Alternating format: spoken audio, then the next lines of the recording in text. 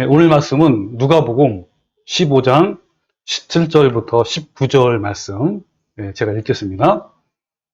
이에 스스로 돌이켜 이르되 내 아버지에게는 양식이 풍족한 품꾼이 얼마나 많은가. 나는 여기서 줄여 죽는구나. 내가 일어나 아버지께 가서 이르기를 아버지, 내가 하늘과 아버지께 죄를 지었사오니 지금부터는 아버지의 아들이라 일컬음을 감당하지 못하겠나이다. 나를 품꾼의 하나로 보소서 하리라. 아멘. 자, 이 말씀은 잘 하시는 말씀이죠. 지금 탕자의 시리즈 몇 번째냐면 네 번째예요. 자, 오늘 주제 말씀이 이런 사람은 반드시 그 끝을 먹어야 만다라는 제목인데 이런 사람이 어떤 사람이고 또 어떤 것에 끝장을 내는지 이거를 반드시 알아야 됩니다. 그리고 아는 것으로만 끝나는 것이 아니라 삶 속에서 분명히 이루어야 하는 그런 말씀이기 때문에 여기에 이 밑 배경을 보면요, 그림을 보면 이 탕자가 돼지 우리 안에서 비참한 모습 보고 또 뭘 떠올리냐면 위에 나오죠. 아버지의 풍족한 품속을 지금 바라보는 생각하는 그런 장면이 나옵니다. 자, 오늘이 돌아온 탕자 시리즈 네 번째 시간이에요. 지금 읽은 본문 말씀은 망나니 같고 비참해진 탕자가 드디어 자신의 처지와 잘못을 알고 그 마음을 아버지께로 향하고 있는 장면이에요. 이 순간이 회개의 첫걸음이에요. 자신이 죄인으로서 비참함을 깨닫고 그 마음이 주께로 향하는 그 순간이 회개의 출발이란 말이에요. 이 순간이야말로 하나님께서 보시기에 정말 아름다운 순간이에요. 이때가 아무런 희망도 없고 캄캄한 어둠 속에서 한 줄기 빛이 들어오는 순간이에요. 자, 여러분은 이런 순간을 경험한 적 있습니까?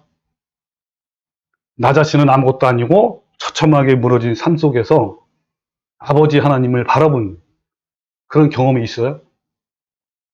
자, 모든 소망이 사라진 탕자가 회개하는 그 순간의 현장으로 다시 한번 가봅시다. 본문 말씀인데, 자, 회개의 첫 단계라고 제가 제목 붙였어요. 여기 보면 이해는 앞에 있는 장면을 말하죠. 처참한 그 삶 속의 그런 상황을 말하는 거야. 이해, 스스로 돌이켜 그랬어요. 자, 스스로 돌이키다라는 내용이 바로 밑에 나오죠. 자, 어떤 뜻이냐면 이 회개의 시작인데 헬라어로 에이스 헤아우툰 데 엘돈이라는 거야. 요거를 가장 잘 표현한 그 성경이 KJV 성경이에요. He came to himself. 그는 자기 자신에게 돌아왔다 라는 의미예요. 이거 좀 더 쉽게 해석을 하면 이런 거죠. 자신의 실체를 깨닫고 그제야 제정신이 들었다 라는 뜻이에요. 그러니까 여기 보면 이해, 자신의 실체를 깨닫고 그제야 정신이 들어서 이르되, 자, 뭐라고 얘기했냐면 이렇게 얘기하는 거예요. 이렇게 생각을 한 거예요. 내 아버지에게는 양식이 풍족한 품꾼이 얼마나 많은가? 나는 여기서 정말 줄여 죽는구나. 내가 일어나 아버지께 가서 이르기를 아버지, 내가 하늘과 아버지께 죄를 지었사오니 지금부터는 정말 아들이라 감당하지 못하겠습니다. 나를 품꾼의 하나로 쓰소서 라고 이 생각을 한 거예요. 이게 바로 이 순간이 바로 회개의 첫 단계인 거예요. 그러니까 탕자는 먹이를 얻기 위해서 돼지와 막 뒹구르면서 다투는 그 비참한 자신의 모습을 보고 갑자기 제정신이 들었던 거예요. 그러면서 동시에 아버지를 생각하고 아버지께로 돌아갈 마음이 생겼는데 이 순간이 회개의 출발이란 말이에요. 이제 본문에서 탕자는 자신의 죄로 인한 비참함을 깨닫고 아버지께로 돌아가는 회개의 여정이 시작하는 거예요. 자신의 죄와 비참한 자신의 인생을 깨닫고 회개해서 아버지께로 돌아가는 것이야말로 가장 아름답고 가치 있는 일이에요. 회개야말로 하나님의 십자가에 대한 가장 가치 있는 반응이에요. 그런데 문제는 오늘날 많은 교회 안에는요, 이와 같은 통렬하고 애통해하는 회개가 없다는 거예요. 그래서 교회 안에는 기도와 봉사와 예배와 찬송은 있어요. 그러나 이 죄악된 마음과 삶을 변화시키는 온전한 회개가 없어요. 회개 없는 기도, 회개 없는 봉사, 회개 없는 예배, 또 회개 없는 찬양.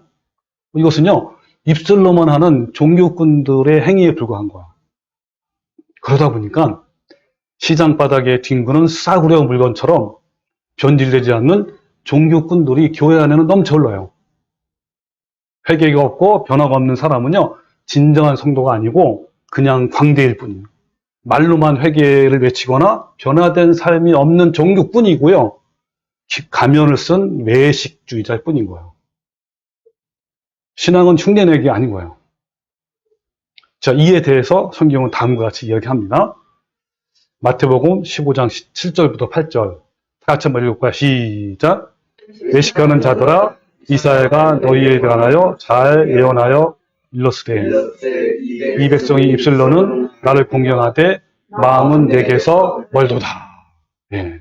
외식하는 자들아, 종교꾼들아, 가면을 쓴 자들아, 위선자들아, 이런 거예요. 이들은 정말 하나님께 열심히 하고 있지만 정말 남들이 보기에 존경할 정도로 뭐 거룩한 것 같지만 근데 그 마음은 입술로는 너무너무 잘해. 뭐 설교도 잘하고 가르치도 잘 가르쳐. 그렇지만 어때요? 마음에서는 내게서 멀도다. 회개가 없단 말이야, 회개가. 그래서 뭐라 하냐면 마태복음 3장 8절에 이렇게 말하는 거야. 그러므로 회개에 합당한 열매를 맺어라 그러는 거예요. 회개에 합당한 열매를 맺어야만 온전한 회개인 거예요. 여기서 합당한이라는 말이 헬라어로 악시오스. 이 악시오스는 어떤 기준에 도달한 상태 또는 그 기준에 준할 만큼의 가치가 있는 또 그 가치만큼의 수준이 되는 이런 뜻이에요. 그러면 그러므로 회개에 합당한 열매를 맺어라 라는 말을 한번 해석을 하면 어떻게 해석할까요? 한번 해석해볼까요? 이렇게 할 수 있죠. 그러므로 진정한 회개는, 온전한 회개는 하나님의 기준, 즉 수준에 도달할 정도의 열매를 맺어야 한다라는 걸 말합니다. 여기서 열매를 맺어야 한다는 말을 변화가 있어야 한다는 건데 구체적으로 표현하면 여러분 잘 아시는 거죠? 성경에서의 열매는요, 대표적으로 성령의 9가지 열매를 말해요. 이 9가지 열매는 뭐라 그랬죠? 바로 예수님의 품성을 닮아가는 것을 말하는 거예요. 따라서 그 열매를 보고 회개를 한 사람인지 아닌지를 알 수 있다라고 예수님이 분명하게 말씀했어요.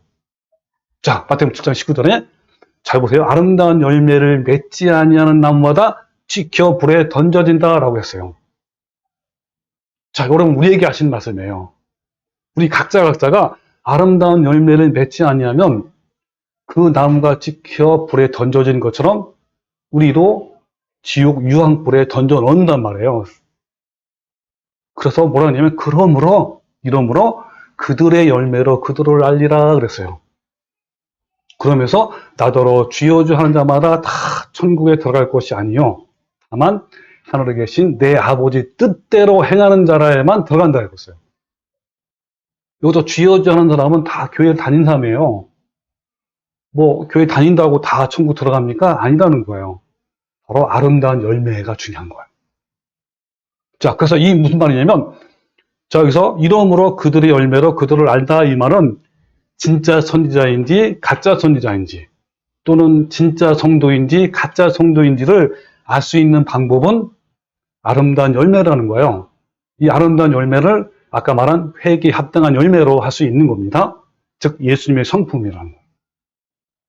그러니까 이런 아름다운 열매를 맺기 위해서는 제일 먼저 뭐부터 해야 된다고요?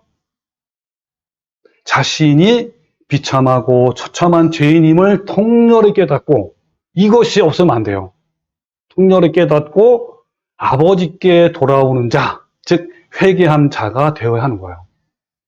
근데 하나님께서는요, 우리 각 개인에게 비참하고 처참한 죄인임을 통렬히 깨닫게 하기 위해서 여러분에게 고통과 또 고난을 분명히 주실 수 있습니다.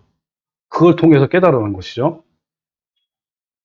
자, 회개하지 않는 자의 결말이 아까 분명히 또 보여주는 거야. 아까 말한 아름다운 열매를 맺지 아니하면 불에 던져진다 그랬잖아요.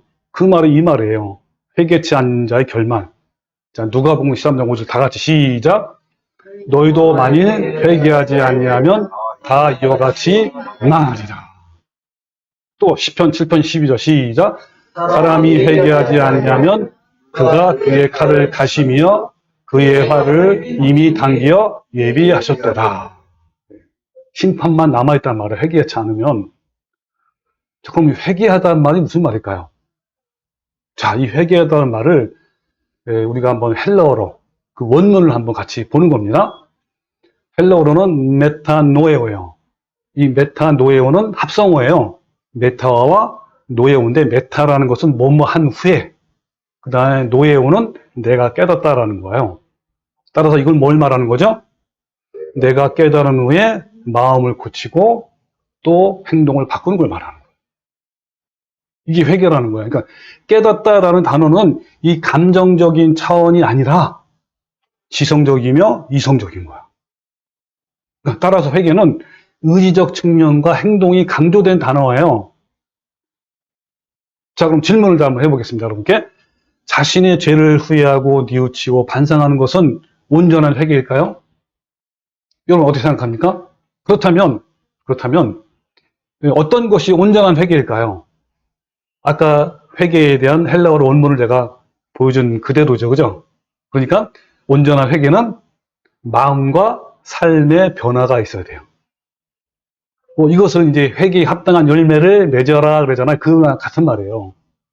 그러니까 회개는 자신이 저지른 행동이 악한 것임을 깨달은 후에 감정적으로 뉘우치지만, 그러나 뉘우침의 단계에서만 머물러 있지 않고 이성과 의지를 가지고 또 성령의 도우심으로 잘못된 행동을 바꾸는 것이 회개예요.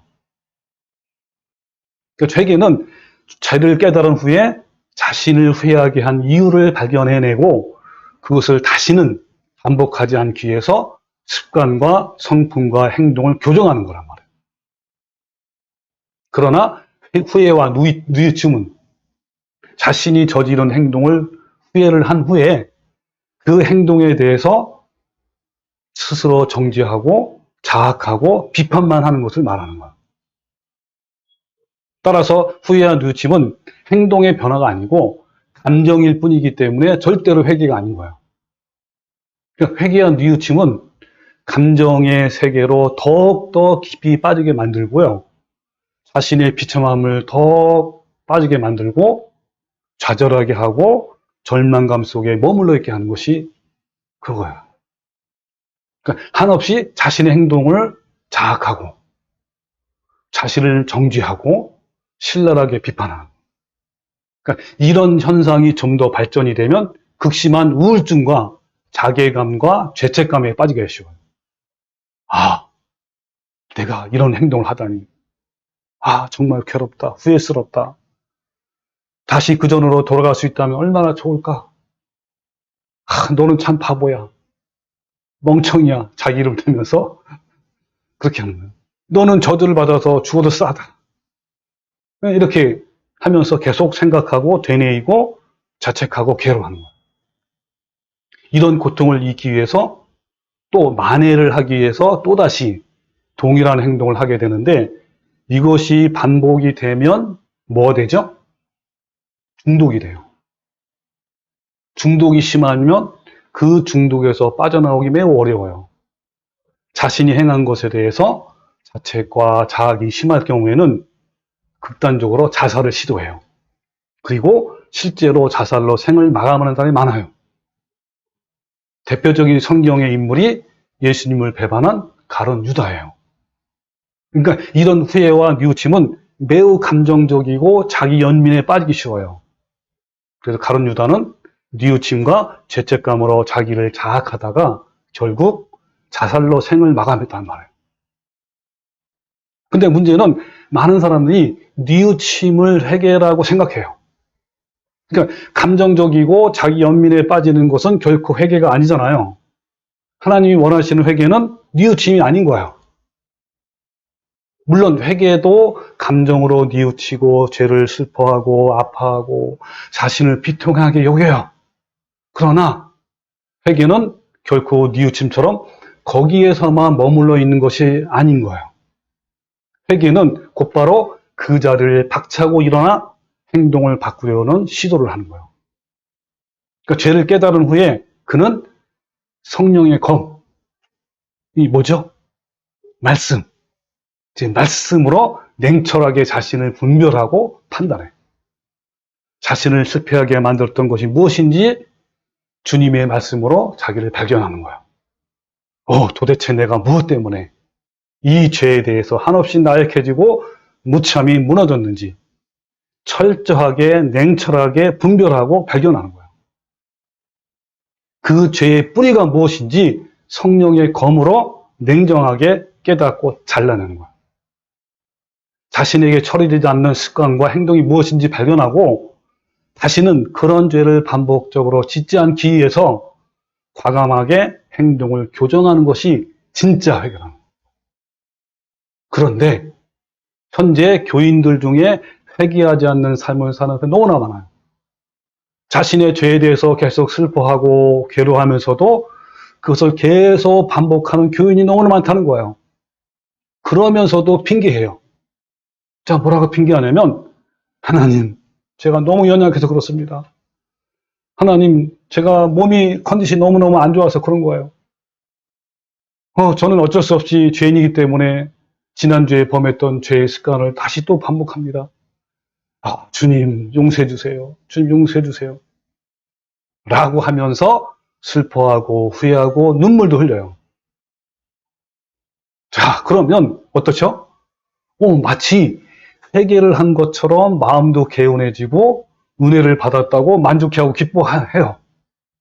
근데 그러면서도 여전히 같은 죄에 또 넘어지고 또 넘어지고 또 자책하게 빠지고 이렇다면 이것은 회개가 아닌 거예요. 그냥 뉘우치고 있는 거예요. 이것을 회개라고 착각하는 것은 절대로 안 된단 말이에요. 실패의 원인을 발견해서 그 실패의 원인을 주님의 십자가 앞에서 잘라내야 하는 거예요. 다시는 그런 일을 반복하지 않기 위해서 십자가에 박아야 하는 거예요. 이것이 온전한 회개예요.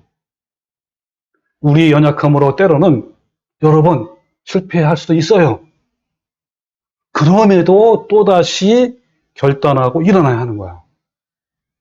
습관적이고 반복적인 죄와 죄에 끊어서 정말 그런 끊어내기 어려운 그런 그 중독적인 죄일지라도 또 우리는 얼마든지 하나님의 사랑의 힘으로 잘라내고 이길 수 있어요. 그래서 이 회개하는 사람들을 보면 그 모든 삶 속에서 점점 변화되는 것을 볼 수가 있어요. 그러나 뉘우치기만 하는 사람은 말로 깊이 탄식은 하지만 실제적인 변화는 없이 계속 탄식만 하고 여전히 그대로 행하는 거예요. 자, 제가 또 뻔한 질문 한번 해보겠습니다. 자, 회개는 간단히 정리하면 뭐라 그러죠? 어떤 게 회개라 그러죠? 네, 육신의 정욕과 탐심과 죄를 잘라내서 성품의 열매를 맺는 거예요. 맺어가는 삶을 사는 거야. 자, 이 회개는 내 자신의 의지와 결단과 노력으로 가능할까요? 내 자신의 의지와 결단으로 하는 것은 세상 사람들이 하는 뉘우침과 반성이기 때문에 내 정욕을 잘라낼 수 없어요. 그러니까 온전한 회개는 즉 죄를 잘라내는 것은 내 자신의 결단과 노력 위에 하나님의 은혜와 성령님의 도우심이 반드시 있어야 하는 거예요. 또 그렇게 할 때 하나님이 도와주셔요.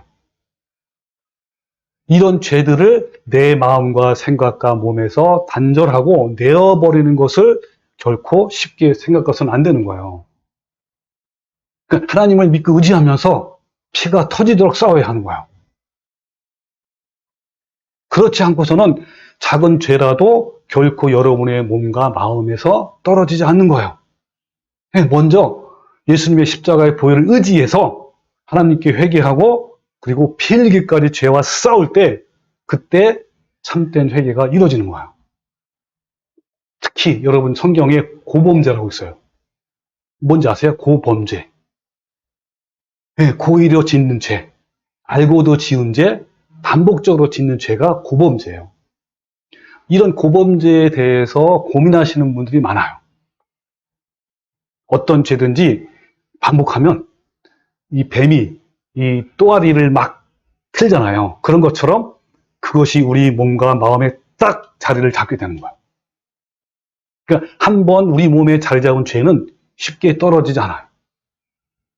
이 죄의 반복은 습관이 되고 습관화된 죄는 우리의 영혼과 인격에 착 달라붙어서 회복 불능 상태가 되는 거예요. 그러기 때문에 회개도 부지런히 하는 거예요. 죄를 이기는 능력은 예수님의 십자가의 은혜를 붙잡고 성령님의 도우심을 바라고 하나님의 말씀을 끝까지 쌓아오는 방법 외에는 다른 길이 없어요. 이 회개에 합당한 열매를 맺지 아니하는 나무마다 찍혀 불에 던져진다고 마태복음 3장 7절에 예수님뿐만 아니라 세례 요한도 강하게 말씀하고 있어요. 같이 한번 볼까요, 한번? 자, 마태복음 3장 7절 세례 요한이 하시는 말씀이에요. 뭐라냐면 요한이 많은 바리새인들과 사두개인들이 이제 온단 말이에요. 이 바리새인과 사두개인들은 종교꾼들이에요, 말 그대로. 그 시대의 종교 지도자이고 많은 사람이 존경을 받는 사람이에요. 근데 이들은 종교꾼이고 외식하는 자예요. 이들은 종교적으로 열심으로 겉으로는 옳게 보이지만 안으로는 마음에 멀단 말이에요. 자, 이 많은 이제 바리새인과 서기관들이 요한한테 이제 왔어요. 세례 베푸는데 막 온 거란 말이에요. 그때 요한이 뭐라고 그랬죠? 이르되 뭐라고요? 독사 이 자식들아, 누가 너희를 가르쳐 임박한 진노를 피하라 하더냐? 그러면서 하신 말씀이 그러므로 회개에 합당한 열매를 맺어라 하는 거예요. 그리고 이미 도끼가 나무 뿌리에 놓였으니 좋은 열매를 맺지 아니하는 나무마다 찍혀 불에 던져지리라 그랬단 말이에요. 아까 예수님도 어때요? 아름다운 열매를 맺지 않는 나무마다 찍혀서 불에 던져진다 같은 말이에요. 여기서 좋은 열매는 회개에 합당한 열매를 말하는 거예요. 네, 그래서요, 이 넓은 의미에서 말하면 이 회개하는 사람은 자신의 부패한 정욕과 탐심을 날마다 못 박아서 그 안에 점점점 예수님의 거룩한 성품을 이뤄가는 자들이에요. 그러니까 한 번 한 번 짧게 회개가 아니라 그 모든 과정이 회개하는 과정이란 말이에요. 그러니까 진정한 회개는 입으로만 고백하는 것이 아니라 내가 잘못한 것을 완전히 고쳐서 회개의 열매를 맺어가는 것이 온전한 회개예요. 그러나 형식적인 회개를 하는 자들이나 후회하고 뉘우치기만 하는 자들은 비록 교회는 열심히 다녀요. 그렇지만 내면의 변화가 없기 때문에 아름다운 성품 열매가 없는 자들이에요. 죄와 싸움은 우리가 죽을 때까지 부지런히 힘써 싸워야 하는데 이럴 때가 바로 온전한 회개를 이룰 수 있는 거예요. 그러므로 넓은 의미에서 회개는 180도로 크게 유턴하는 거예요. 이런 유턴이 뭔지 알죠? 운전하시는 분들은.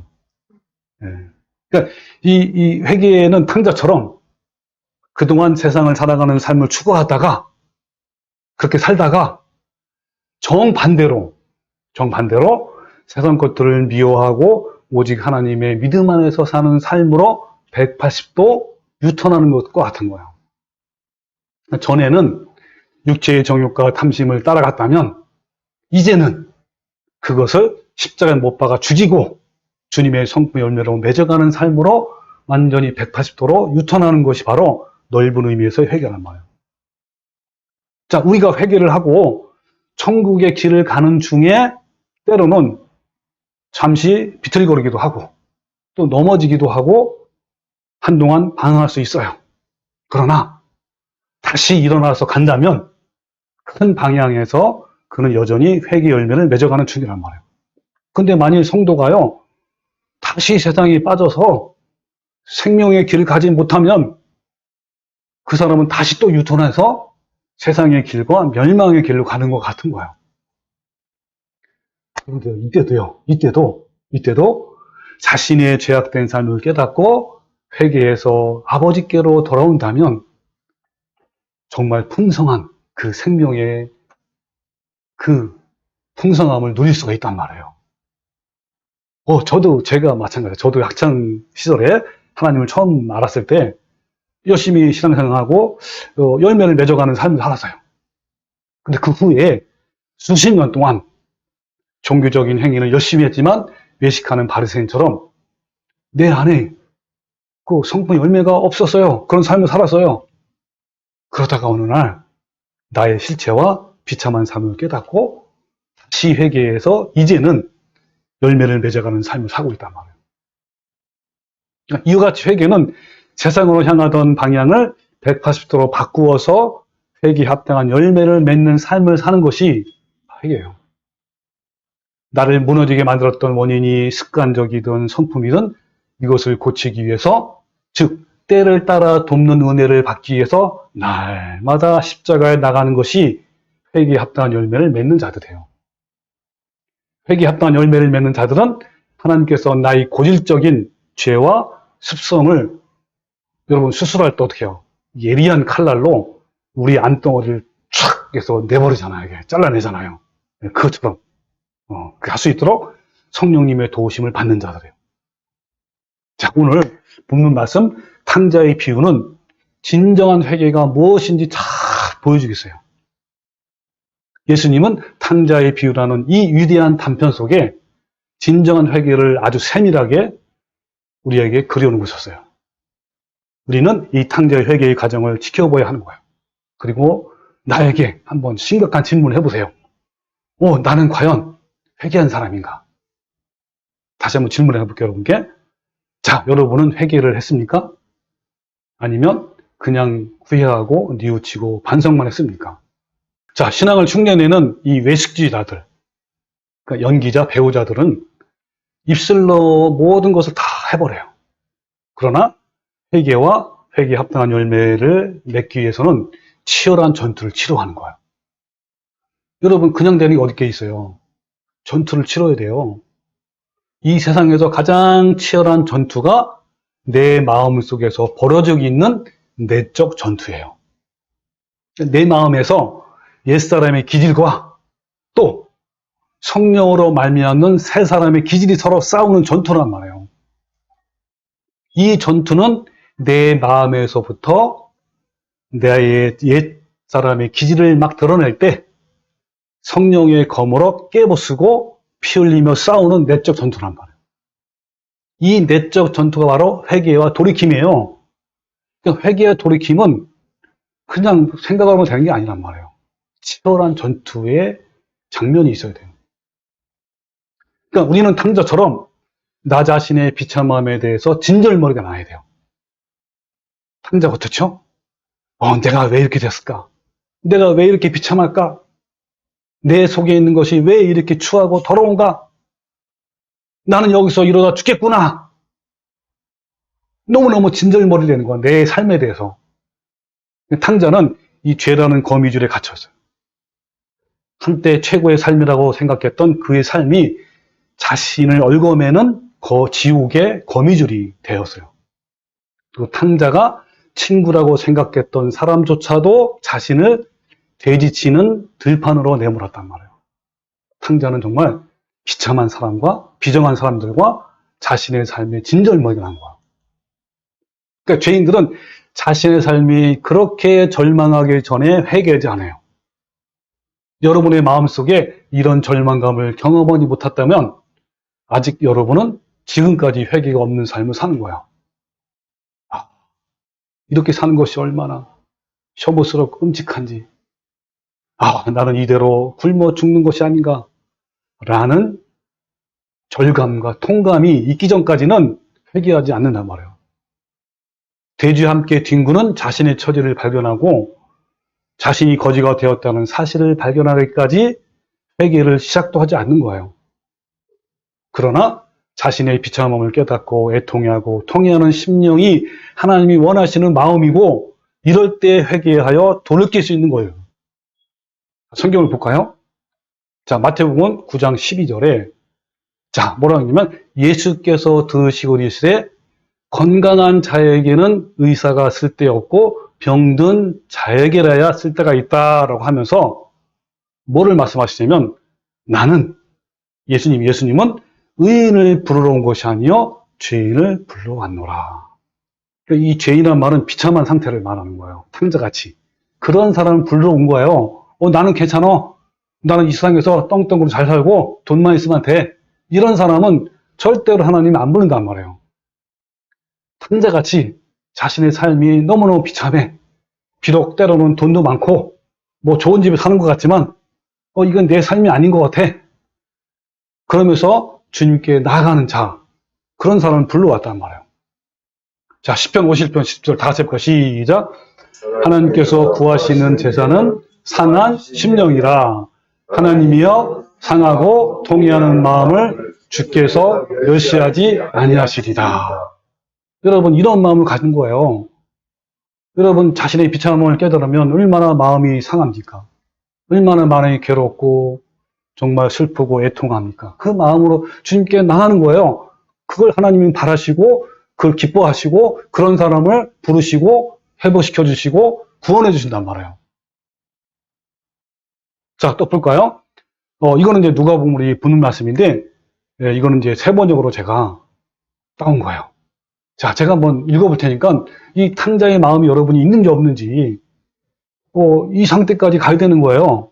자, 읽어볼게요. 자, 그제서야 그는 제정신이 들어서 이렇게 말했다. 내 아버지의 그 많은 품꾼들에게는 먹을 것이 남아도는데 나는 여기서 굶어 죽는구나. 내가 일어나 아버지에게 돌아가서 이렇게 말씀드려야겠다. 아버지, 내가 하늘과 아버지 앞에 죄를 지었습니다.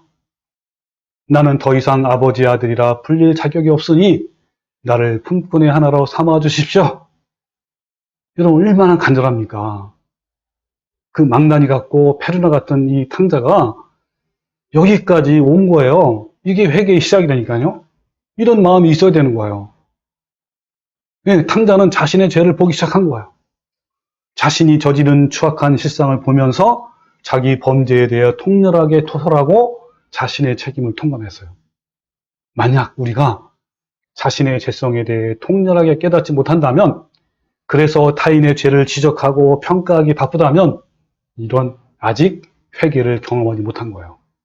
회개는 남과 환경을 탓하는 것이 아니라 자신에게만 집중하는 거예요. 어떤 사람은 무조건 남 탓만 해. 그 사람은요, 절대로 회개를 못해요. 탕자가 될 수가 없어요. 그러니까 자신에게 진절머리가 나고 역겨움을 느껴야 돼요. 자신을 눈멀게 만들었던 그 실체를 보는 거예요. 그런 후에 탕자는 새로운 것을 발견해요. 그럴 때 한때 속박과 불편함으로 생각했고 탕자가 남겨두고 떠났던 것들이 진짜 가치 있게 바뀌는 거야. 그 마음이. 어떤 것이었죠? 탕자에게는 아버지의 집, 그 함께했던 그 종들, 그리고 행복했던 순간들, 아버지 함께하면서 또 그 가운데 가장 깊이 들어온 것은 아버지였다. 그러니까 회개는 죄의 통렬한 자백과 함께 아버지를 바라보게 하고 또 그 아버지에 대해서 다시 돌아오게 하는 거예요. 여러분, 우리가 잘 알고 있는 다윗 왕은 얼마나 많은 죄를 졌어요. 진짜 큰 죄를 졌잖아요. 밧세바와 간음을 했고요. 그 후에 임신을 해서요. 그 임신한 것을 은폐하기 위해서 그 남편 우리아를 죽인 악한자였단 말이에요. 그러나 후에 나단 선지자가 이 사실을 책망한 후에 다윗은요, 정말 상하고 통회하는 마음으로 회개했어요. 그 회개 장면이 시편 51편이에요. 자, 볼까요? 자, 뭐라고 이제 부제있냐면, 이 다윗의 시인데, 인도자를 따라 부른 노래예요. 다윗이 밧세바 동침한 후 선지자 나단이 그에게 왔을 때, 이렇게 나와 있어요. 여러분, 나중에 시간이 되면 50편 다 읽어보세요. 앞에만 이제 읽어볼게요. 하나님이여 주의 인자하심을 따라 내게 은혜를 베푸시며 주의 많은 긍휼을 따라 내 죄악을 지어주소서. 나의 죄를 맑게 씻겨주시고 나의 죄를 깨끗이 제하소서. 물은 나는 내 죄가를 아오니 내 죄가 항상 내 앞에 있나이다. 내가 주께만 범죄하여 주의 목전에 악을 행하사오니 주께서 말씀하실 때 의로시다 하고 주께서 심판하실 때 순전하시다 하리이다 하면서 정말 줄줄이 계속 주님께 자기 마음을 토설하고 상하고 통회하는 마음으로 나가는 그 다윗의 모습을 우리는 볼 수가 있단 말이에요. 무너지고 비춰내야 아버지가 보이는 거예요. 그것이 회개의 과정에서 필연코 겪는 일이에요. 이제 탕자의 관심이 아버지한테 돌아오자 동시에 아버지의 인자심이 생각난 거예요. 그러잖아요. 내 아버지에게는 양식이 풍족한 품꾼이 얼마나 많은가? 네, 탕자는 심지어 아버지께 고용된 품꾼들이 생각이 난 거예요. 이 품꾼들이 현재 자신보다 더 형편이 더 좋아. 그거 생각난 거란 말이에요. 또한 아버지는 노예들을 자비롭게 대하는 너그러운 분이셨는데 그런 아버지의 성품 때문에 탕자는 아버지께 갈 용기를 낸 거예요. 그런 아버지의 긍휼과 사랑에 호소한다면 감히 나 같은 죄인도 받아주실 거야 라고 용기를 낸 거예요. 바로 이 아버지 같으신 분이 바로 우리 예수님이에요. 예수님이 어떤 분이신지 볼까요? 자, 히브리서 4장 14절 천천히 크게 읽게요. 시작. 그러므로 우리에게 큰 대제사장이 계시니 승천하신 이 곧 하나님의 아들 예수시라.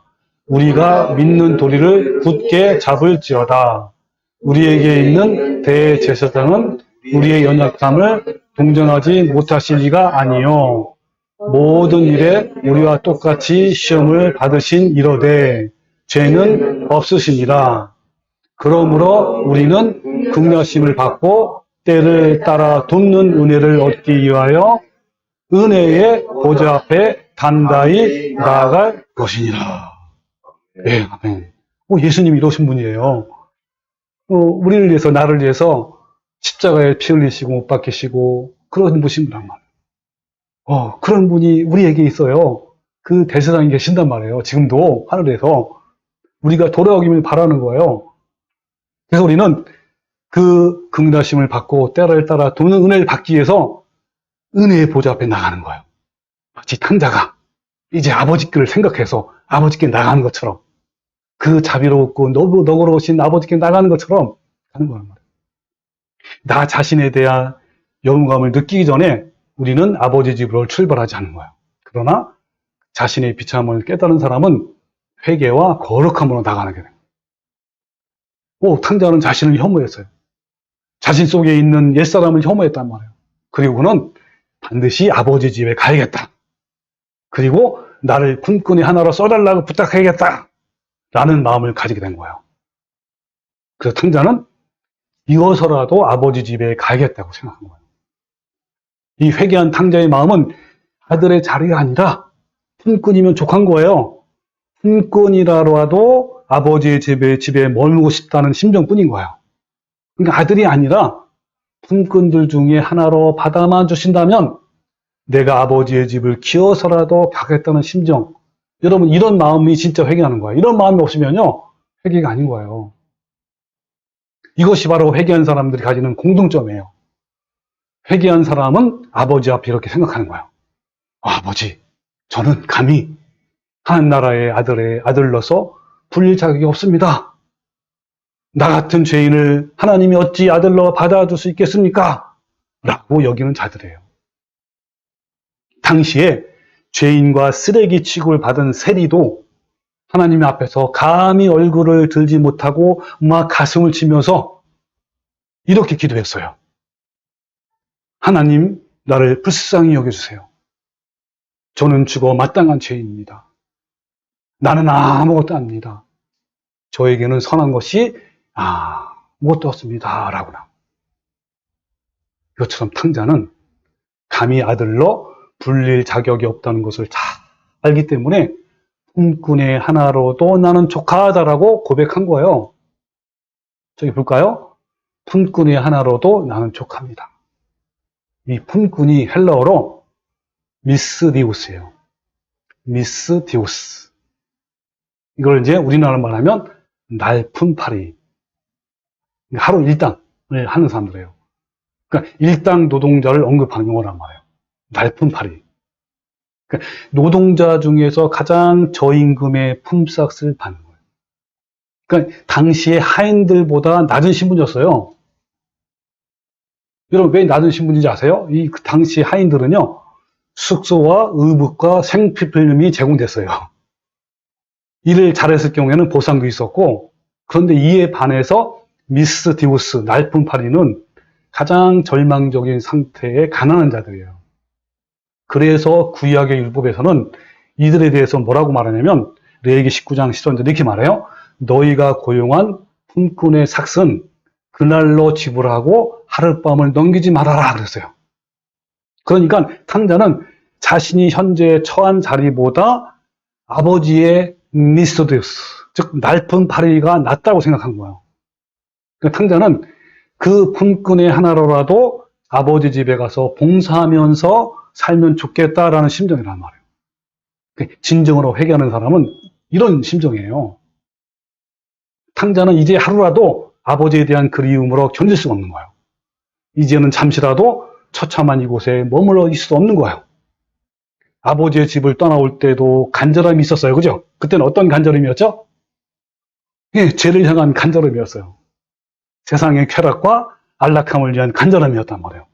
그러나 지금 탕자에게는 아버지를 향한 간절함이, 그 간절함으로 그는 자리에 일어났어요. 드디어 탕자는 귀향길에 오르고 있어요. 아버지께로 돌아가는 이 탕자 이야기는 바로 우리가 해야 할 회개의 여정인 거예요. 자, 여기서 제가 질문을 드릴게요. 여러분은 탕자처럼 회개한 사람입니까?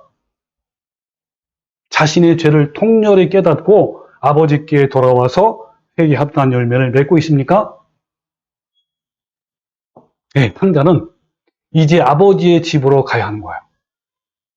아무런 자원도 없고 돈도 없고 힘은 고갈되었습니다. 굶어 죽기 직전. 그래도 가야 하는 거예요. 아버지께 가서 아버지, 제가 하늘과 아버지께 죄를 지었습니다. 라고 자신의 모든 죄를 토설해요. 그리고 아버지의 집에 날품팔이로라도 살겠다고 그냥 가는 거예요. 여러분, 진정한 회개가 무엇인지 잘 보여주는 성경의 인물 중에 구약에는 아까 말한 다윗 왕이 있는가 하면 신약에는 누가 있어요? 누구가? 누굴까요? 바울이요? 또 다른 사람은? 바울보다 더 생생한, 아니 신약에, 바로요 예수님의 수제 중의 수제자인 베드로예요. 이 베드로는요 예수님을 3번씩이나 부인했는데 저주하면서 모른다고 부인했어요. 그렇지만 진정한 회개로 위대한 사역자가 되었어요. 반면에 또 다른 예수님의 제자인 가룟 유다는 예수님을 배반해서 똑같이 됐지만 감정적으로 뉘우치고 회만 하고 회개하지 않고 비참하게 자살로 생을 마감했단 말이에요. 이 베드로가 3번째, 첫 번째, 두 번째, 3번째, 이 3번째가 예수님을 모른다고 부인한 후에 닭이 울었어요. 그 순간에 가야바의 집에서 신문당하시고 폭행당하시던 예수님과 눈이 마주친 거예요.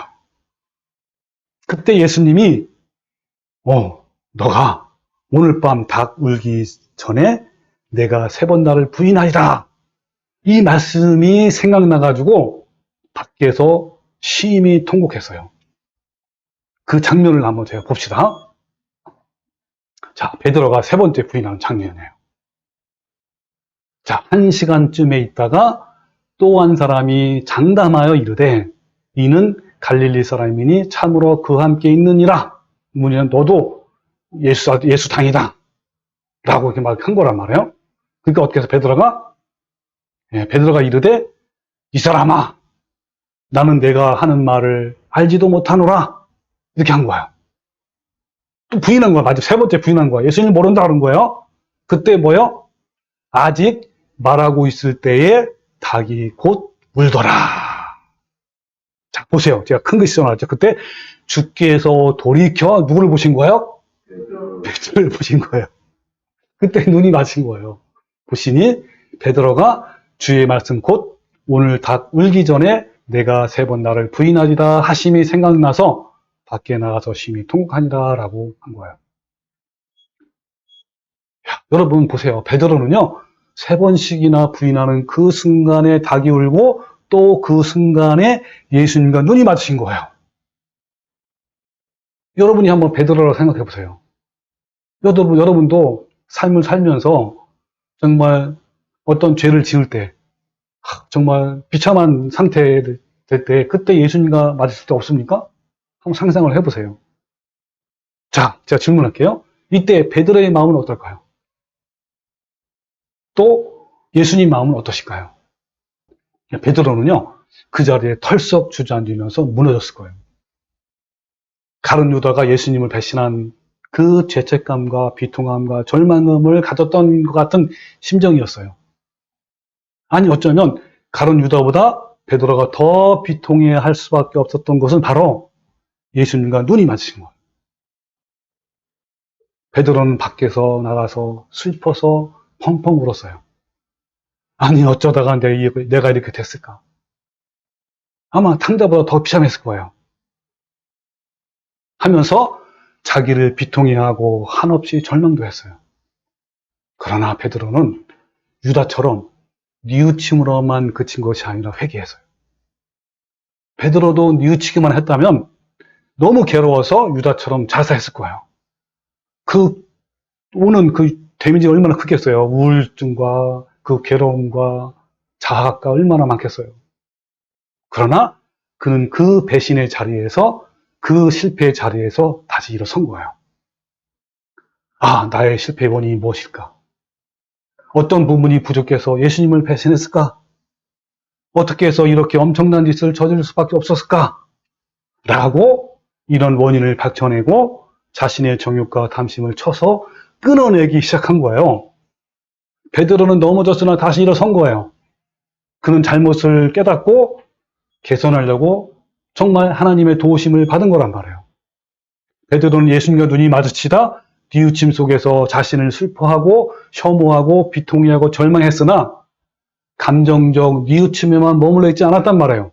그는 즉시 회개를 통해 자신의 실패의 원인이 무엇인지 찾아내서요. 뭐 같아요? 바울이 실패한 원인이 교만과 무관심이에요. 그것을 반복하지 않기 위해서 자신의 행동과 삶을 교정했단 말이에요. 자신은 반복하지 않기에 자신의 배신의 원인이 된 교만과 무관심을 고쳤단 말이에요. 베드로는 예수님을 배신하게 만든 교만을 깨트려서 겸손한 준마로 변화가 됐어요. 베드로는 뼈아픈 실수를 다시 안 하기 위해서 또 자기의 가장 큰 약점인 교만과 자만과 자기의 고집과 아집을 끊어내기 위해서 부패한 자신과 죽도록 싸웠단 말이에요. 피 터지도록 싸웠단 말이에요. 베드로는 그만큼 자신의 약한 부분인 교만을 깨트리기 위해서 수없이 예수님 앞에서 십자가에서 못 박고 복종시켰단 말이에요. 자, 질문을 제가 할게요. 여러분은 끊어내지 못하고 반복적으로 지은 죄, 즉 자신에게 가장 큰 약점이 무엇인가요? 그리고 그 약점을 또 끊어내지 못하는 이 반복적인 지은 죄를 여러분 끊어냈습니까? 끊어내지 못하고 반복적으로 지은 죄, 자신의 가장 큰 약점. 이 베드로의 약점은 자만심, 교만, 또 태만함 이런 거였단 말이에요. 자, 현재 교회 안에서 자신은 회개한 줄로 생각을 하지만 회개가 아니라 뉘우치는 사람이 너무나 많다는 거예요. 이들은 반복적인 죄를 계속 범하고 있으면서 하나님께 실패했음을 고백하고 용서를 구하는 거예요. 이것은요, 참성도의 기도 회개가 아닌 거예요. 아무리 죄에 대해서 자학하고 비통해하면서 펑펑 울더라도 그것은 회개가 아닌 거예요. 회개는 우는 것과 다른 거예요. 울지 않고도 냉철하게 자기 잘못을 깨닫고 자기를 쳐서 복종케 하는 것이 바로 온전한 회개란 말이에요. 눈물이 전혀 나지 않아도 회개는 얼마든지 가능하단 말이에요. 회개는 의지이고 행동이에요. 삶이 변화되는 거예요. 내면이 변화되고 말과 행동이 변화되는 거란 말이에요. 여러분은 어떠신가요? 유다처럼 뉘우치는 자입니까? 아니면 베드로처럼 회개하는 자입니까? 우리 스스로 이 질문에 한번 반응을 해보십시오. 회개하기 전에는 죄를 짓고도 아무런 고통도 느끼지 못했으나 진심으로 회개하는 자들은 죄가 모든 악의 주범임을 깨닫게 돼요. 그래서 아주 죄를 하면 진절머리가 나고 죄에 대해서 민감한 반응을 보이고 죄가 혐오스럽고 저주스럽게 느껴져요. 그러니까 자그마한 죄라도 나한테 오면요, 너무너무 싫은 거야. 거부하게 돼.